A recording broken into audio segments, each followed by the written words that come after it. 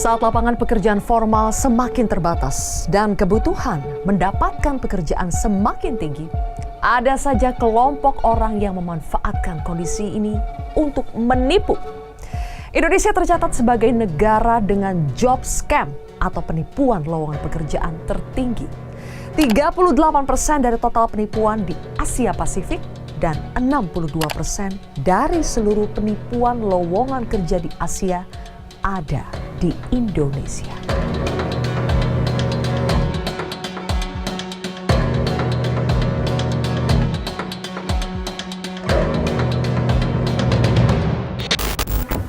Dalam periode Juli 2024 hingga Juni 2025, sistem pendeteksi penipuan menemukan ada 4,3 juta lowongan yang masuk ke dalam sistem Pindai.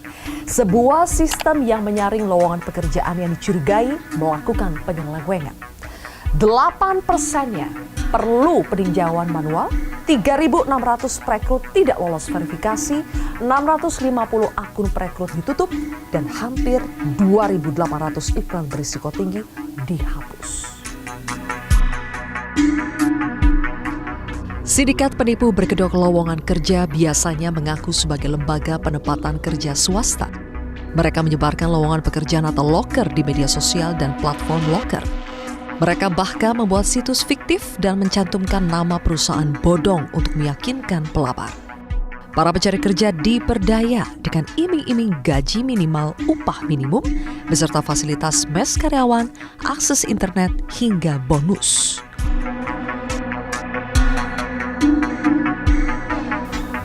Menurut penyelidikan yang dilakukan oleh SIK, kasus penipuan loker paling banyak ditemukan pada 5 kelompok pekerjaan.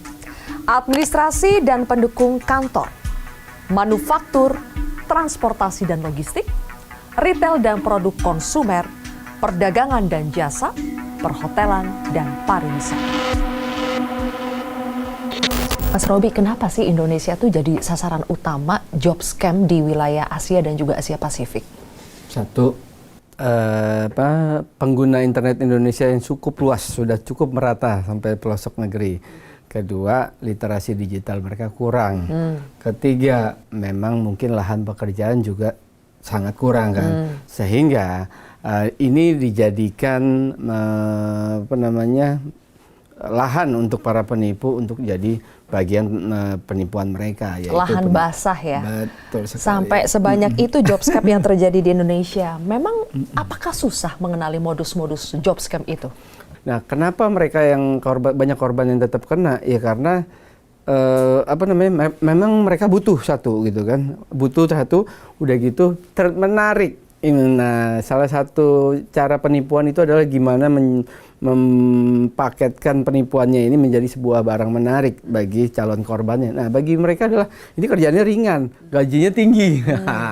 Terus dites dengan cara awal dan diberi komisi kecil di awal, mereka si korban tuh langsung mikir, oh legitimate ini, sah nih. Biasanya gitu dikasih kan. pemanis Pemanis, ya, pancingin komisi dulu. Okay. Begitu mau ditingkatkan, disuruh top up, disuruh deposit. Nah, disitulah orang gelap mata. Atau misal juga diberikan gaji murah, gaji tinggi, pekerjaan rendah di luar negeri, menarik gitu kan. Nah, tapi untuk ini ada perlukan biaya-biaya bla bla bla ini yang akan dikembalikan nantinya segala macam. Orang ada gelap mata juga di situ. Kalau belakangan kan kita juga sering dengar Kamboja ya, Mas iya, Ruby ya. Betul. Betul. Selain job scam juga ada persoalan TPPO ya. TPPO, kemudian online, judi online dan segala macam, dan banyak juga yang sebetulnya orang-orang kita yang mereka melamar biasa dengan kualifikasi pekerjaan yang sebetulnya biasa saja, tapi tahu-tahu nyampe di Kamboja, dipekerjakan di Kamboja. Itu mereka tekniknya gimana? Menariknya si korban ini nggak hanya orang umum ya, tapi pekerjaan-pekerjaan yang umum, operator, administrasi biasa, tetapi juga orang-orang IT menariknya. Tapi satu paket nih. Nah, saya mau ceritain dua ini. Modusnya adalah mereka dapetin penawaran kerja terkesan resmi di awal. Dan bukan di Kamboja, biasanya di Thailand. Oh, nggak langsung bilang Kamboja ya? Kamboja. Nggak menariknya ini, utamanya di Thailand. Ataupun negara lain yang di dekat Kambojanya, Myanmar juga.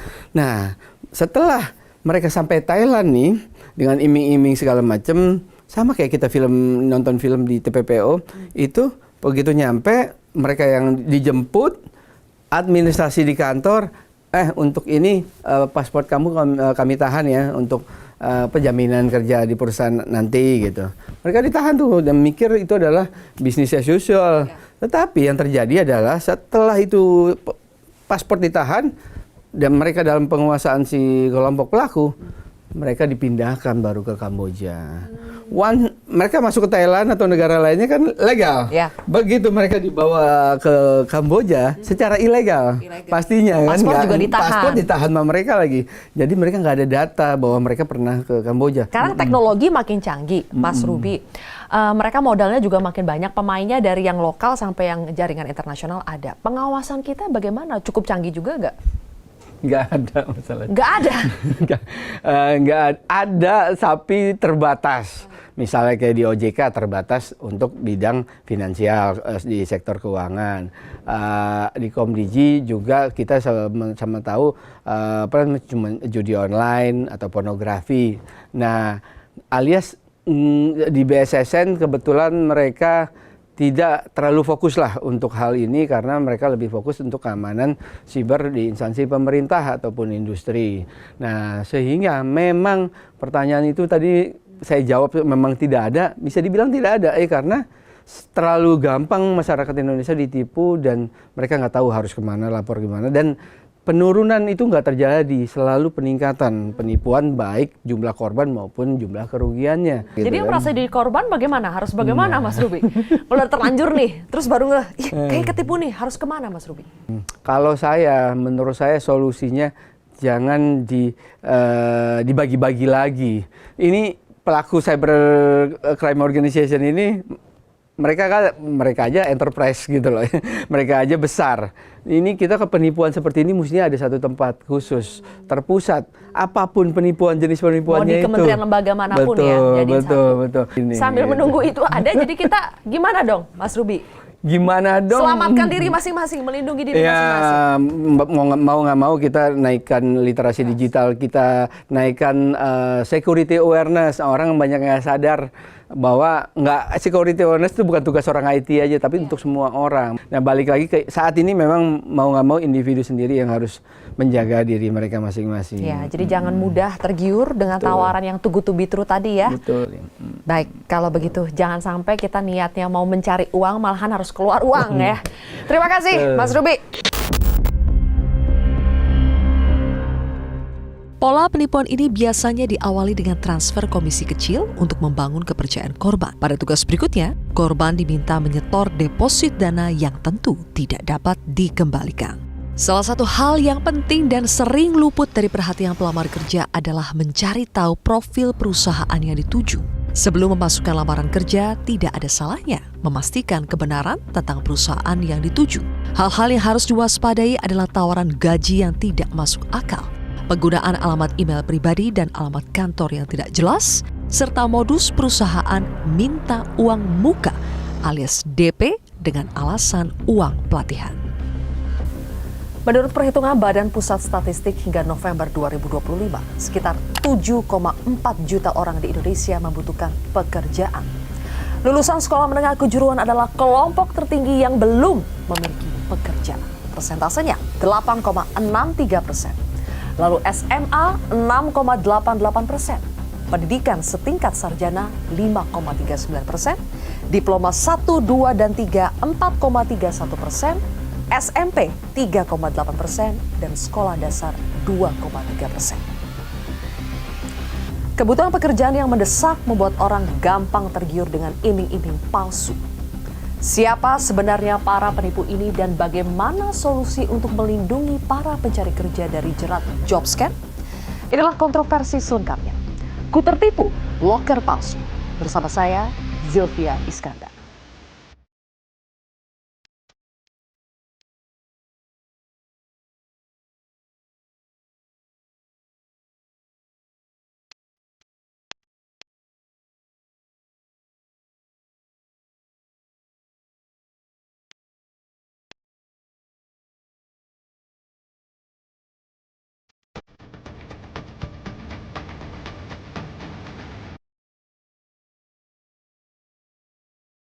4 narasumber sudah hadir di studio Metro TV. Di sebelah kanan saya Direktur Bina Penyelenggaraan Pelatihan Vokasi dan Pemagangan serta PLT Kepala Pusat Pasar Kerja Kemnaker, Pak Surya Lukita Warman. Pak Surya, selamat malam. Malam. Kemudian juga ada anggota Komisi 9 DPR RI Irma Suryani Caniago.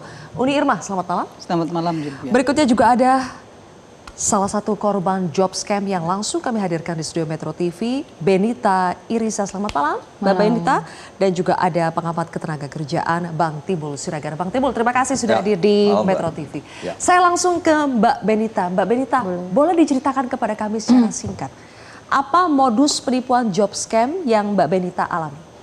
Oke, kalau di saya itu, saya bukan di platform yang kayak tempat penawaran kerja, tapi lebih bukan platform resmi? Bukan platform resmi, tapi bukan yang biasanya buat ngelamar kerja. Oke. Jadi Instagram. Dari Instagram? Dari Instagram karena saya biasanya cari kayak loker untuk freelance, kayak gitu, pekerja lepas atau side hustle. Akhirnya masuk ads-nya, iklan. Dalam bentuk iklan ya, Instagram? Betul, iklan Instagram yang videonya itu menawarkan kayak pekerjaan freelance atau side hustle, orang mau nambah penghasilan kayak gitu. Akhirnya saya klik, akhirnya didirect ke WhatsApp. Oke. Pakai WhatsApp. Dari WhatsApp itu diarahkan sama admin.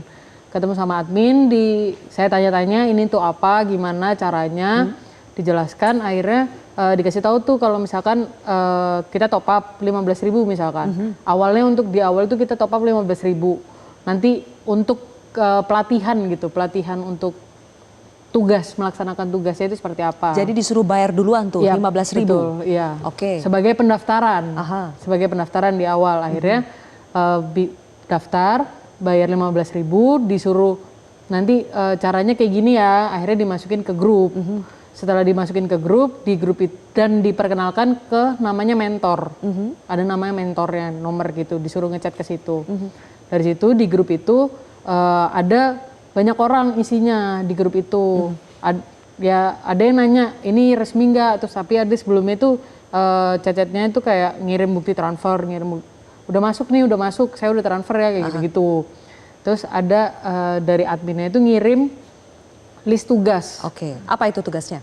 Tugasnya itu jadi kita bisa milih dari yang kita mau top up 150.000 atau top up 200, top up 500, 2 juta, sekian kayak gitu.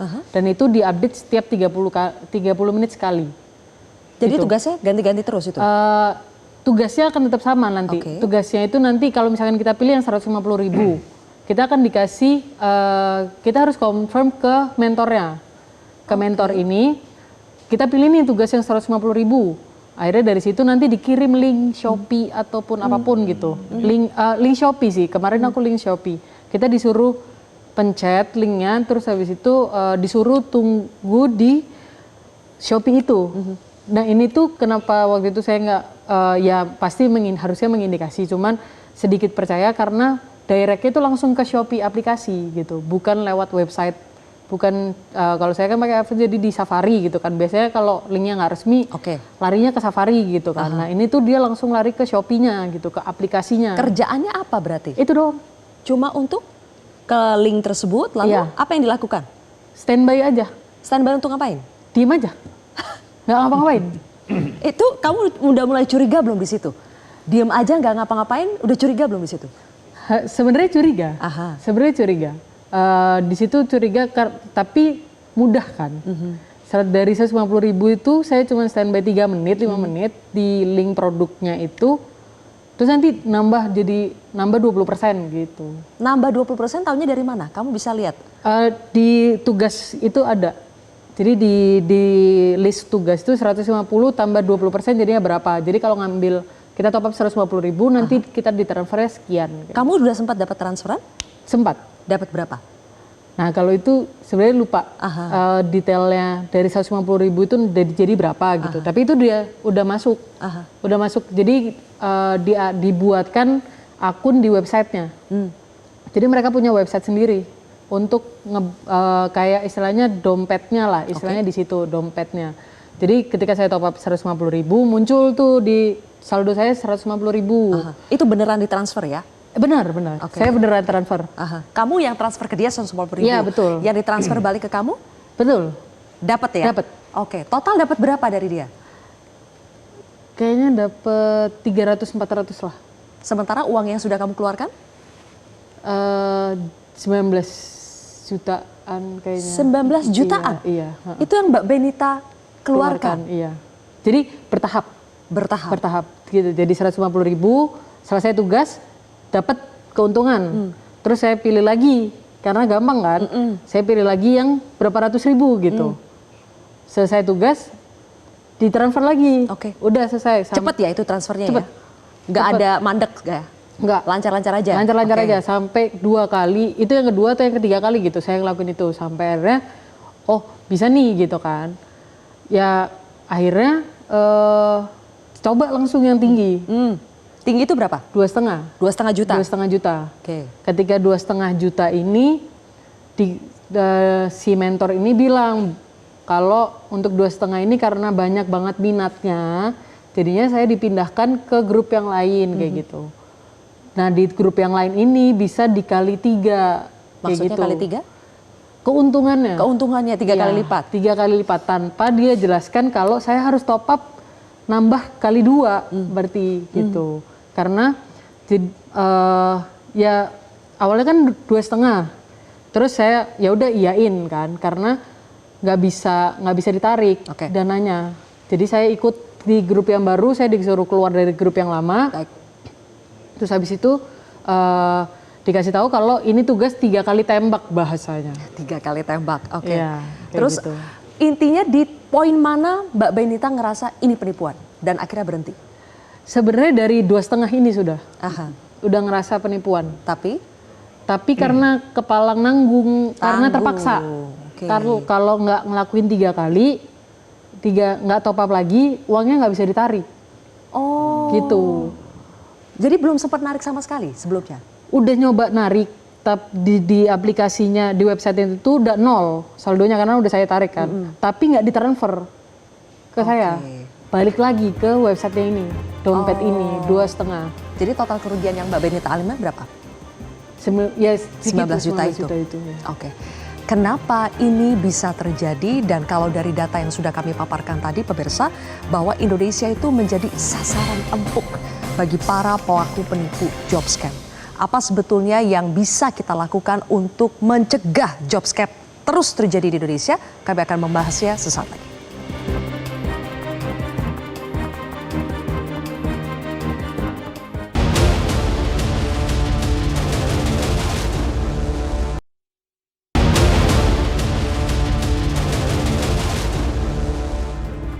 Baik pemirsa, kita kembali lagi membahas soal topik kita hari ini, ku tertipu loker palsu.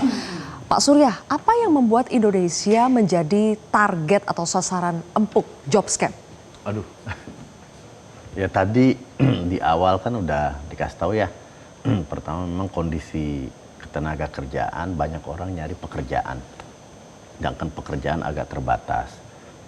Nah satu itu, nah yang kedua juga yaitu tadi literasi digital. Nah, masyarakat kita masih terbatas. Nah ini baru melek nih internet. Jadi banyak juga sekarang rame di internet. Gen Z juga pada senang dengan media sosial. Nah makanya sekarang itu banyak job scam itu di media sosial. Jadi kalau kami sih pemerintah sebenarnya ini kan kalau untuk lowongan pekerjaan itu ada aturannya. Jadi setiap perusahaan, kalau kita bilang tuh di Kemenaker ada perusahaan penempatan tenaga kerja swasta itu harus berizin. Ada yang daring itu pun harus berizin. Jadi kayak job portal yang berizin itu banyak. Saya nggak sebut nama ya, tapi itu pada berizin. Nah kalau di situ pada saat berizin itu sudah ada. Kita persyaratkan bahwa mereka mempunyai mekanisme untuk melakukan verifikasi lowongan pekerjaan yang diposting di job portal mereka. Nah cuma memang kalau yang di medsos tadi yang disampaikan Mbak Benita ya. Itu lewat Instagram Ads katanya. Medsos, Instagram, ada juga Telegram, kami dengar macam-macam. Ya, WhatsApp. Betul, itu tidak berizin. Jadi sebenarnya itu tidak masuk kategori perusahaan penempatan tenaga kerja. Itu agak Kalau tidak waspada. berizin berarti tidak diawasi atau sulit untuk diawasi? Mereka hanya memberikan informasi sebenarnya. Ya sama aja kayak kita ngasih informasi ke teman kita ya, ini ada lowongan pekerjaan, sah-sah saja. Cuma ya itu yang dimanfaatkan. Sama ya scammer ini, soalnya itu tidak ada, nggak masuk di ranah kami, di Kementerian Jadi pasti akan luput dari mekanisme pengawasan ya, Luput. karena itu mereka suka-suka aja gitu ya menyebarkan informasi. Betul. Nah itu makanya tadi yang disampaikan ada pembicara awal ya, yang tadi ini masyarakat kita harus security awareness-nya harus ditingkatkan, khususnya di konteks digital ini ya. Jadi kayak yang tadi disampaikan Mbak Benita tuh kami lihat-lihat memang banyak ciri-cirinya. Nah, lowongan pekerjaan atau job scam ini ya, yang satu tadi melalui medsos, bukan melalui portal yang resmi yang berizin. Nah yang kedua juga biasanya mengiming-imingi dengan gaji tinggi, pekerjaan yang mudah. Ya. Itu juga Ciri-cirinya. ciri-cirinya. Dan juga ada juga yang istilahnya dia pakai brand perusahaan terkenal. Yang gede-gede tuh logonya dipakai, cuma namanya diplesetin sedikit. Jadi orang taunya, oh brand ini brand terkenal nih, saya yakin nih, tapi diplesetin. Nah itu ciri-cirinya lagi yang paling kelihatan itu, ya nanti tinggal dilihat kontaknya. Biasanya ngirim email, nah kalau emailnya ini personal, itu jangan percaya. Biasanya harusnya itu emailnya adalah email menggunakan email perusahaannya.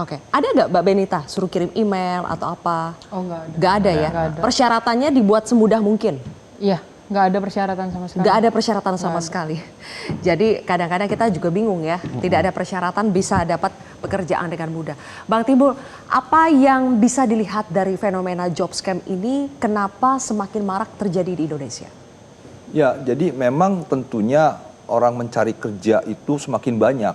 Kalau dibilang 7,4 pencari kerja, menurut saya tidak.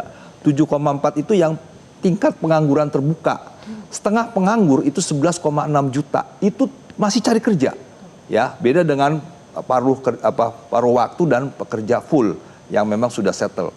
Jadi artinya permintaan itu semakin tinggi.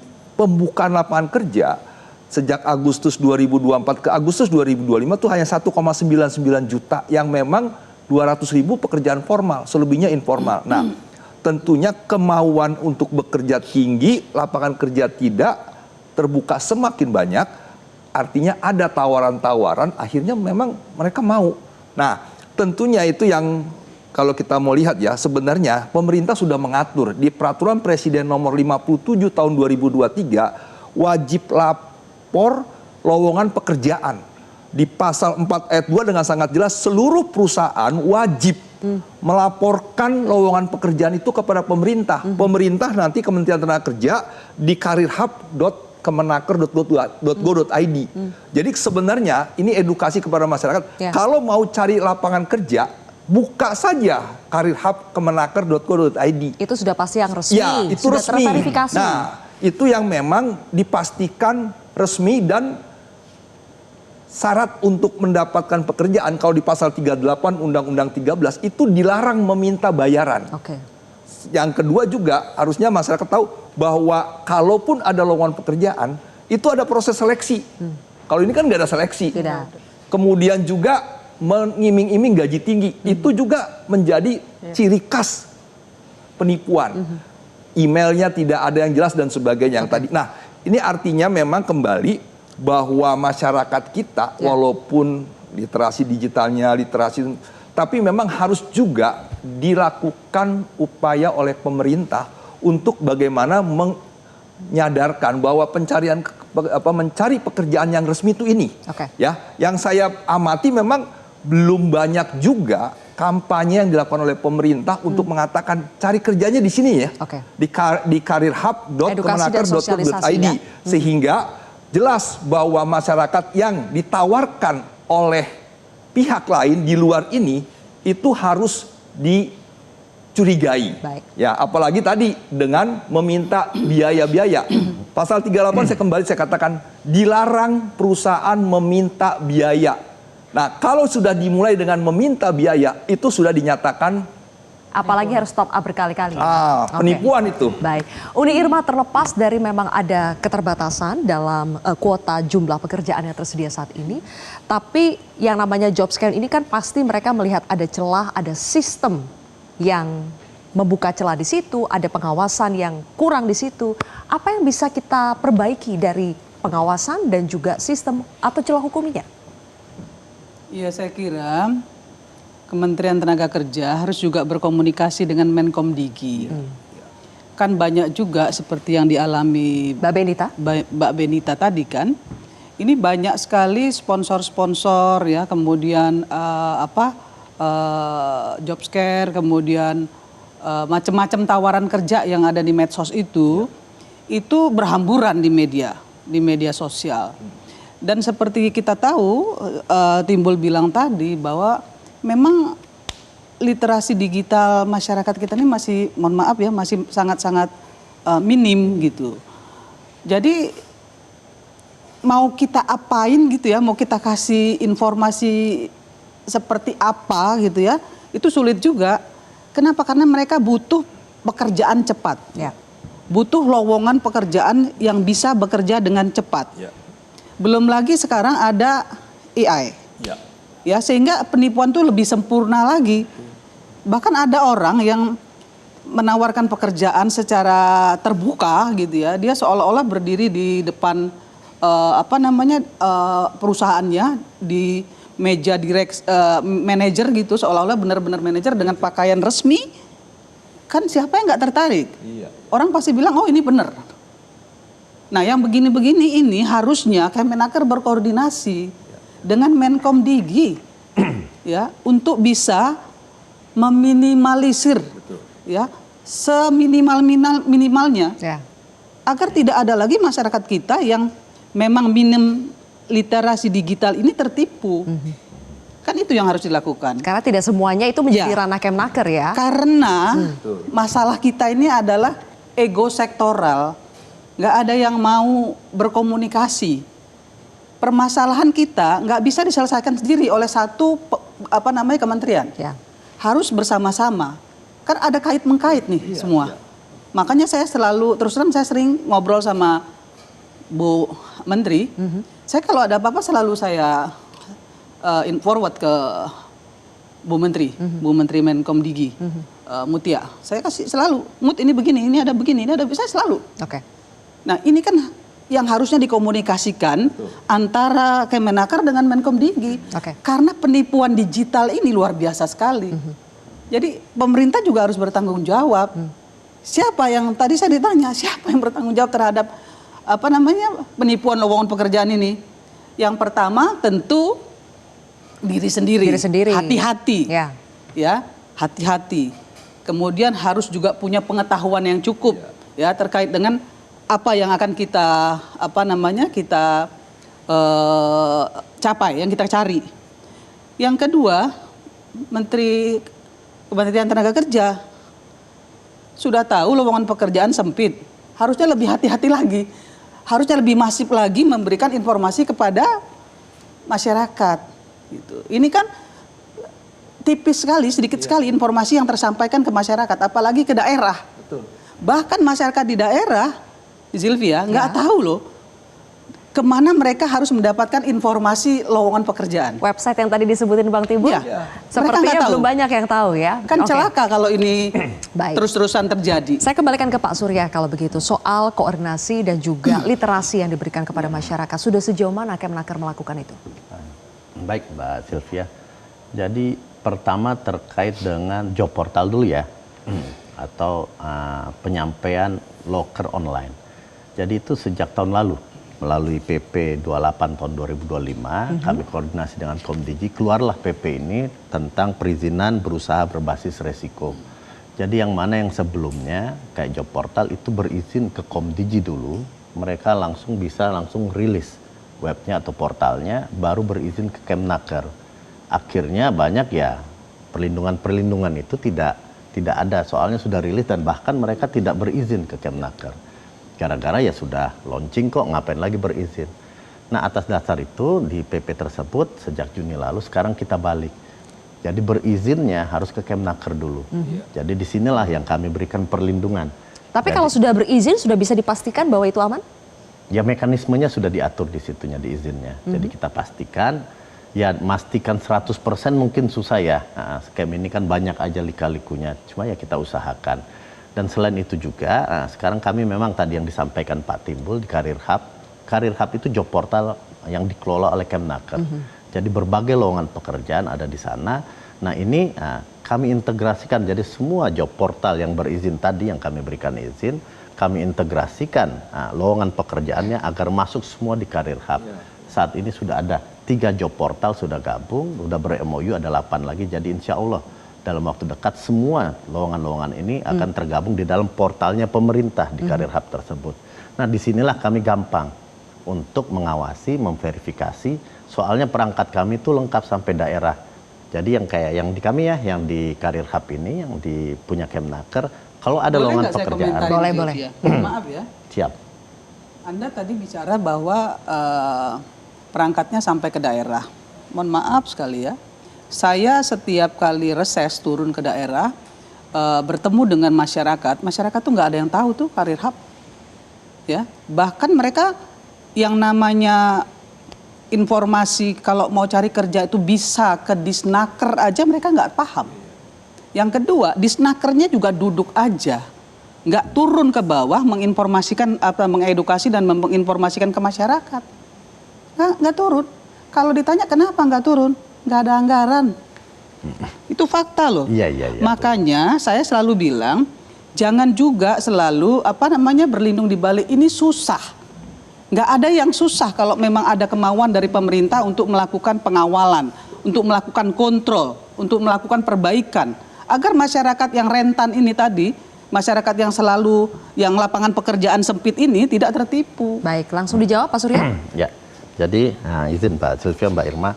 Jadi yang saya maksud tadi, perangkat kami sampai di daerah dinas-dinas itu dalam konteks memverifikasi lowongan. Jadi yang di Karir Hub yang selama ini kami jalankan, kalau ada lowongan pekerjaan masuk pada saat posting, kira-kira ada yang agak lain ya, perusahaannya baru kita lihat di sana, kita hold dulu, itu kita sampaikan ke dinas.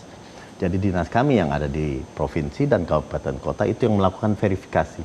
Jadi mereka ngecek keberadaan perusahaannya, lokasinya, kalau memang benar kami diinfokan, baru itu kita posting lowongan pekerjaannya. Jadi seperti itu untuk pengawasannya. Jadi tapi memang benar yang Bu Irma sampaikan tadi, sosialisasi kami memang agak kurang. Jadi literasi masyarakat terkait keberadaan dari Karir Hub ini, portalnya, job portalnya pemerintah memang lebih banyak yang nggak tahu ya. Ini baru muncul berapa lama Pak Surya? Wah itu sejak tahun 2021 ya. 2021 kami bangun, sebenarnya cikal bakalnya sudah lama. Cuma cukup kami agresifkan ininya 2021 dan sejak tahun lalu memang kita canangkan ini sebagai satu single portal nasional untuk lowongan pekerjaan. Dan ini alhamdulillah komitmennya sudah kita dapat dan ini alhamdulillah job portal swasta udah berbondong-bondong masuk bergabung. Jadi mudah-mudahan masyarakat nantinya yang membutuhkan pekerjaan nggak perlu login ke berbagai job portal, tinggal di satu portal. Cuma tadi satu yang Mbak Benita, kalau yang medsos memang agak susah di kami. Nah, soalnya ini bukan masuk kategori portal. Ini hanya kalau yang sosial. Portal resmi kita asumsikan akan lebih mudah mengawasinya ya. Tapi kalau yang sporadis seperti ini lewat media sosial seperti ini, makanya kita juga pengen tahu Mbak Benita ketika mulai sadar atau sudah tersadar benar bahwa ini penipuan, apa yang dilakukan? Adakah masih ada mekanisme untuk menyelamatkan uang yang sudah terlanjur dikeluarkan atau tidak? Intinya apa yang harus dilakukan korban ketika sadar menjadi korban penipuan? Sesaat lagi.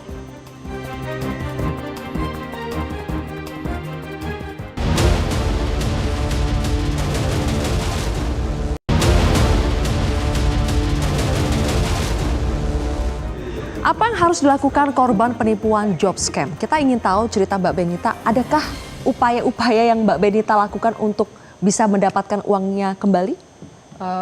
Waktu itu berusaha untuk narik dari websitenya, jadi narik dari yang biasa kita top up itu masuk ke situ dari walletnya lah, tanpa instruksi. Ketika ditarik nggak masuk ke rekening tapi kembali lagi ke walletnya itu tadi. Dan itu akhirnya mau nggak mau harus top up lagi karena itu yang diancam gitu kan. Sebenarnya ada yang unsur pengancaman jatuhnya karena kalau memang ini nggak bakal bisa balik kalau selama nggak menyelesaikan tugasnya kayak gitu. Percuma saya udah ngemis-ngemis juga maksudnya kayak di grup itu, di grup WhatsApp.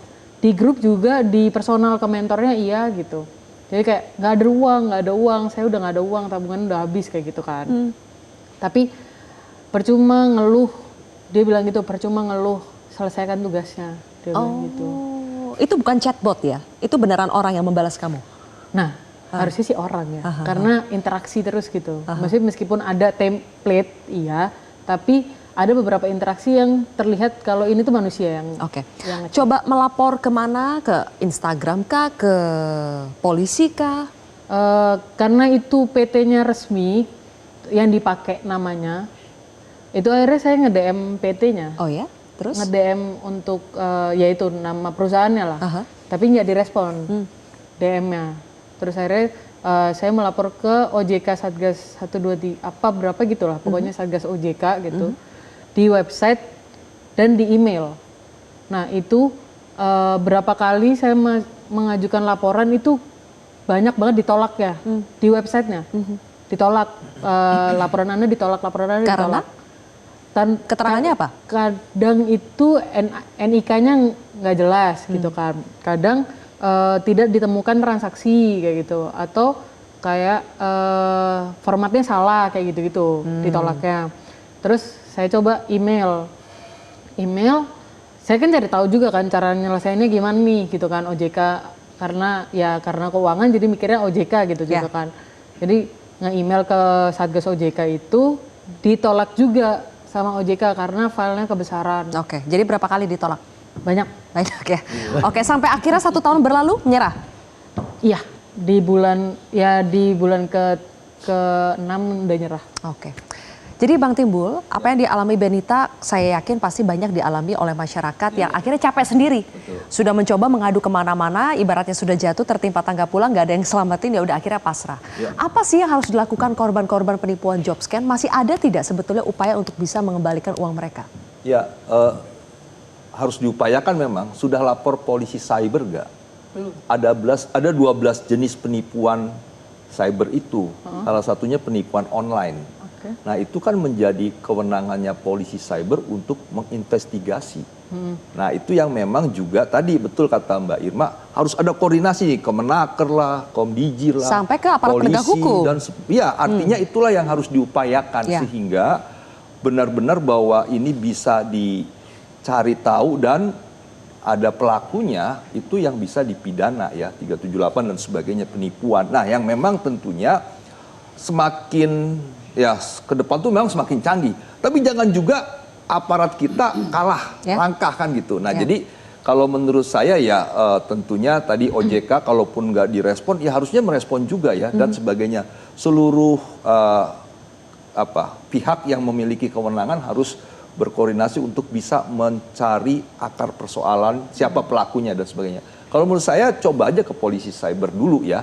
Dan tentunya ini yang tadi Kemenaker juga harus proaktif ya untuk bisa mengkoordinasikan ya supaya ini bisa diantisipasi ataupun kalaupun ada pertengahan misalnya Mbak ketika dalam proses masukin lagi Mbak sudah lapor sehingga ini proses tapi sudah masuk investigasi dari polisi. Jadi lagi transaksi dia sudah masuk. Nah itu yang memang bisa juga untuk memastikan uang yang sudah keluar itu bisa ya kalau memang dalam proses. Tapi kalau sudah terjadi selesai dan sebagainya, ya udah hilang gitu aja. Nah itu juga kan harus menjadi literasi kita ya. Panjang ini literasinya ya. Ya bahwa memang pelibatan penegak hukum itu juga harus lebih diutamakan juga ya, apalagi seperti ini. Nah sudah kejadian, akhirnya masyarakat pun masih dihadapkan dengan sulitnya untuk mengadu kemana, melapor kemana, dan belum lagi proses nanti persyaratannya ribet, ditolak berkali-kali. Bisa tidak sih Uni, oke lah ada yang ketipu, tapi untuk jalur pengaduannya, penegakan hukumnya tuh dipermudah gitu. Ternyata itu pun sulit. Bagaimana Uni? Ya seperti Timbul bilang tadi bahwa kan ada polisi cyber. Tapi memang untuk bisa melaporkan ke sana dan ditindaklanjutinya itu masyarakat seringkali tidak mendapatkan respon yang cepat, respon yang positif. Maka saya berharap sekali dengan adanya reformasi Polri ini Sehingga tugas-tugas kepolisian yang terkait dengan hal-hal seperti ini menjadi pamong rakyat ya, menjadi pengawal rakyat itu bisa betul-betul dilaksanakan. Selain itu, tadi seperti Timbul bilang juga bahwa Kemenaker juga harusnya berkomunikasi juga dengan polisi cyber. Udah tahu nih banyak banget nih penipuan-penipuan. Jadi yang harus menjadi leading sektornya adalah Oh iya, Kemenaker. Kemenaker, semua adanya di Kemenaker kalau terkait dengan pekerjaan, lowongan pekerjaan. Meskipun tidak resmi. Meskipun tidak resmi. Tugas Kemenaker berkoordinasi dengan pihak kepolisian, berkoordinasi dengan Menkomdigi untuk memberantas ini. Iya. Ini kan dunia maya yang bisa melakukan pemberantasan hanya polisi cyber, tapi koordinasinya harus jelas. Nah, bagi masyarakat yang menjadi korban, lapor dong kepada Kemenaker juga. Lapor kepada Kemenaker nanti juga harus kalau menurut saya harus berkoordinasi dengan pihak kepolisian dan Belum coba Mbak Menkomdigi Benita juga. lapor ke Kemenaker? Belum, karena nggak tahu. Oke. Polisi cyber juga Persoalan nggak literasi, persoalan literasi Malam ini lagi. ya kita bisa menginformasikan ke publik ada korban, kemudian ada Kemenaker yang bisa dimintai pengawalan ya. Mudah-mudahan dengan adanya acara kita malam ini, masyarakat teredukasi. Dan kamu saya harap Adinda, anakku, bikin TikTok ya bahwa kamu adalah korban dan jangan sampai lagi ada korban-korban lainnya. Banyak ya penipuan-penipuan di media sosial yang harus dihindari oleh masyarakat. Saya korbannya. Itu akan baik sekali untuk mengedukasi masyarakat. Baik. Saya kira itu penting ya, menjadi tanggung jawab moral Ananda untuk menginformasikan kepada masyarakat. Oke, nanti kita minta bagi tips ya, karena ternyata yang menjadi korban itu bukan hanya mereka yang kita lihat dari mungkin latar belakangnya tidak tahu persoalan teknologi, tapi ada juga orang-orang yang sebetulnya paham teknologi, paham soal digital marketing, tapi tetap bisa juga kena menjadi korban penipuan. Dan permainan ini bukan hanya melibatkan para pemain lokal, tetapi juga penjahatnya sampai ada jaringan internasional. Mencegahnya seperti apa solusinya sesaat lagi pemirsa.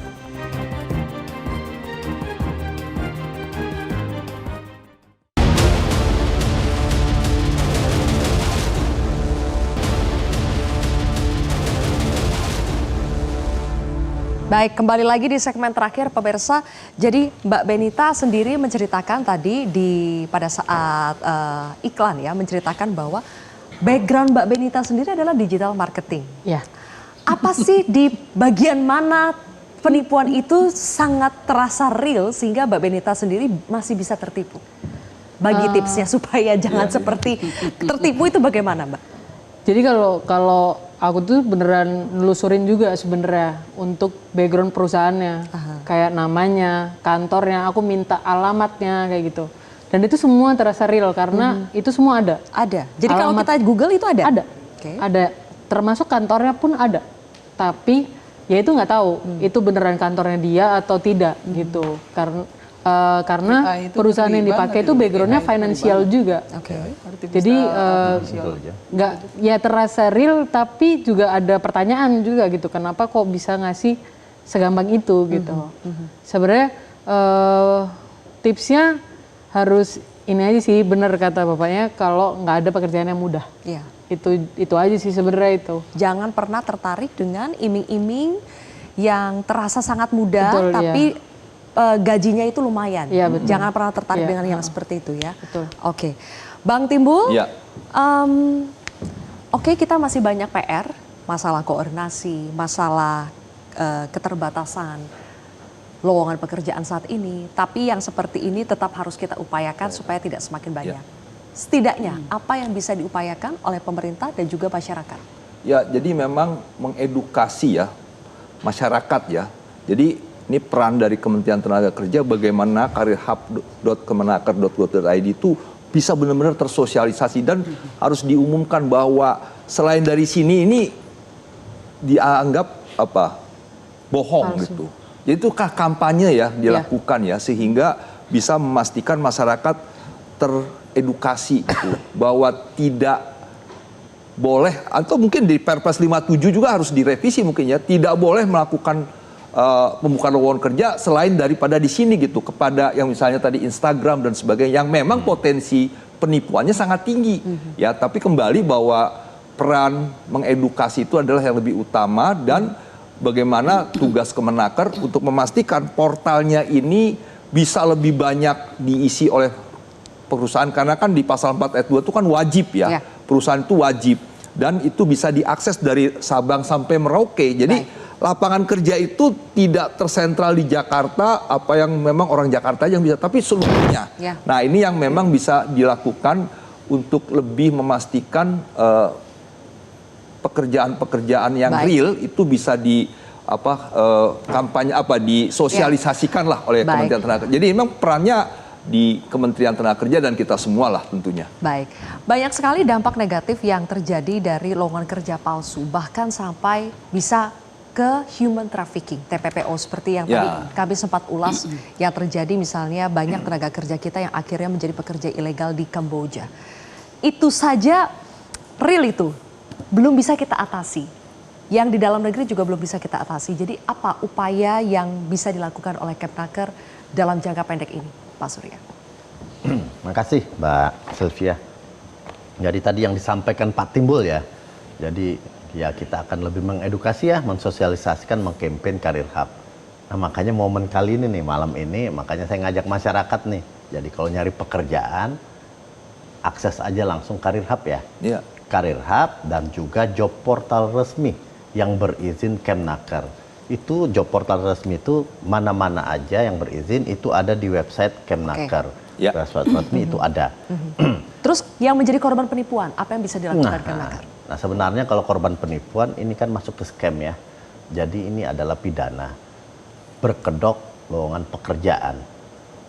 Ya tetap kami pemerintah akan tanggung jawab, walaupun sebenarnya tadi yang disampaikan Mbak Benita itu sudah ada Indonesian Anti Scam Center ya, pasti di sana ya, yang oleh OJK ada kontak centernya, jadi katanya sih itu langsung akun penipunya itu langsung diblok. Kalau cepat, cuma tadi infonya Mbak Benita katanya agak sulit juga ya. Jadi kalau kayak gitu ya jangan, yang disampaikan Pak Timbul tadi, jangan terpaku ke satu pintu.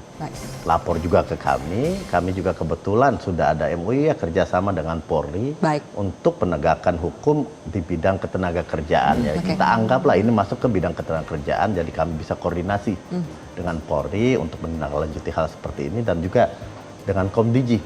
Kalau dengan Komdiji itu biasanya kalau situs-situs langsung kita bisa blok situsnya ya. Nah, cuma ini susahnya ads ini kan agak susah juga kalau Komdiji mau ngebloknya ya. Soalnya di agak di luar kendali, tapi tetap modus-modusnya semakin canggih memang. Jadi kita harus lebih canggih, Uni Irma. Apa pesan terakhir dari Uni Irma? Ya, pesan terakhir saya informasi digital di Indonesia ini terlalu luas, terlalu bebas, terlalu gampang. Untuk itu saya minta kepada pemerintah ya, pengawalannya juga, pengawasan, kontrolnya juga harusnya lebih ketat, lebih kuat lagi. Karena banyak rakyat kita yang belum memiliki akses internet ya di daerah, sehingga memang pemerintah harus turun langsung juga ke wilayah-wilayah di daerah yang belum bisa dicapai oleh Karir Hub. Saya kira itu penting untuk disampaikan kepada Dinas Tenaga Kerja agar dia turun, jangan lagi bicara soal nggak ada anggaran ya. Jadi setidaknya sosialisasi, edukasi, literasi itu yang harus kita upayakan secara maksimal. Terima kasih semuanya sudah bergabung di kontroversi pada malam hari ini. Pemirsa, job scam bukan cerita penipuan biasa, tetapi kejahatan terorganisir yang memanfaatkan keputusasaan manusia. Masyarakat harus hati-hati, negara pun tidak boleh berdiam diri. Saya Zylvia Iskandar pamit undur diri. Terima kasih telah menyaksikan kontroversi.